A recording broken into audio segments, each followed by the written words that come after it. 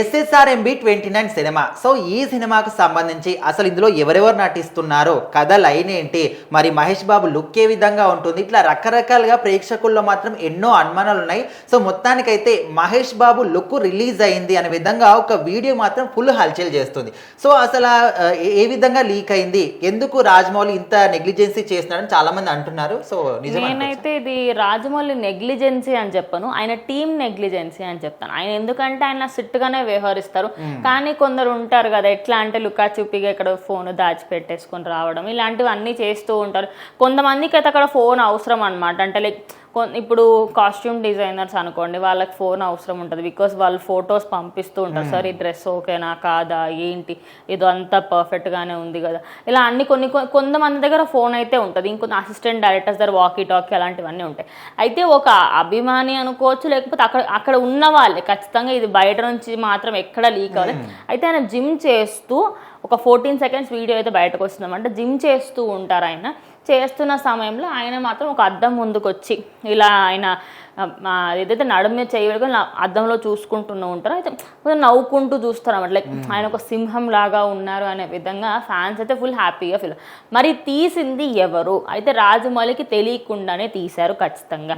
మరి తెలిసిన తర్వాత రాజమౌళి ఎందుకు డిలీట్ చేయించట్లేదు, ఆయనకు కూడా ఎలాంటి ప్రాబ్లం లేదా అంటే ఆయన కూడా ప్రమోషన్ అవుతుంది అని అనుకుంటున్నాడు సినిమా గురించి. ఎట్లా అంటే ఇప్పుడు రాజమౌళి ఒక సినిమా ఫిక్స్ అయిందంటే ఆ హీరో కావచ్చు, హీరోయిన్ కావచ్చు, ఎవరైనా కూడా ఇంకా వేరే ప్లేసెస్కి వెళ్ళడం కానీ, ఫారిన్కి వెళ్ళడం కానీ, వేరే ప్రాజెక్టులు చేయడం కానీ ఏది కూడా ఉండదు.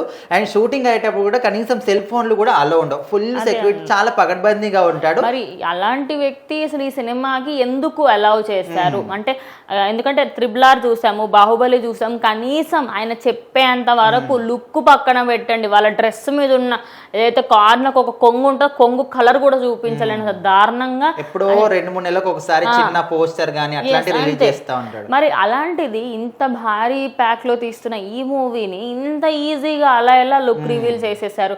అండ్ మేబీ ఆయన అదే లుక్ లో ఉండకపోవచ్చు, ఇంకేమైనా ట్రిమ్ చేసుకోవడం కానివ్వండి, లేకపోతే ఆ బాడీ ఏదైనా డ్రెస్ వేసుకొని ఇంకొంచెం రాయల్నెస్ గా ఉండడం, అంటే ఇది ఒక ఫారెస్ట్ బ్యాక్ డ్రాప్ లో ఉండబోతుంది అని చెప్పేసి కూడా అందరూ ఏంటంటే కథనాలు అల్లుతున్నారు.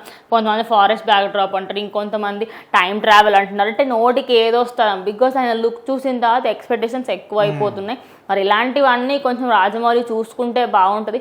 అంటే ఫ్యాన్స్కి అయితే బాగానే ఉందన్నమాట. బికాస్ ఇన్ని రోజుల పాటు గుంటూరు కారం తర్వాత ఆయన ఇంకో సినిమా దాఖలాలే లేవు. మొన్న ముఫాసాలో ఆయన డబ్బింగ్ వాయిస్ ఓవర్ ఇచ్చారు తప్పించి నార్మల్గా సినిమా మొత్తం పక్కన పెడితే సినిమాలో ఎక్కడ లేదు. ఆయన ఫ్యాన్స్ కోసం అని చెప్పి ఫోన్పే యాడ్ కూడా ఇవ్వడం జరిగింది, అందులో ఆయన వాయిస్ వస్తూ ఉంటుంది. అలా ఇవన్నీ ఉన్నాయి తప్పించి అరే మా హీరో ఒక సినిమా రాలేదురా, ఇయర్ అయితే ఆయన సినిమాలు లేవు, పోయినీరు కూడా ఆయన సినిమాలు ఒక్కటి ఉండే అంతే.